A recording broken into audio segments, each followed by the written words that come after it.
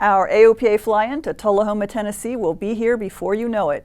Make your plans to join us on September 13th and 14th for 2 full days of great aviation programming. There's amazing workshops, seminars, and excursions that you can take part in as well. The ground school workshops are stellar this year. There are 8 to choose from, 4 each day, and there's a cost of $99, but it's totally worth it for things like an owner maintenance workshop with industry-leading A&Ps. The information that I received today is invaluable.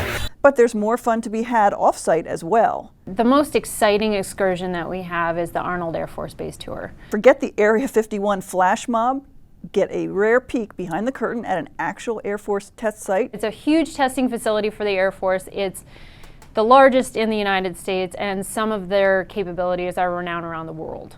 You'll need to get your paperwork in by August 25th to get cleared onto the base. There's plenty more to do in and around Tullahoma, including a special tour of the Jack Daniel's distillery. Find all the information on our website.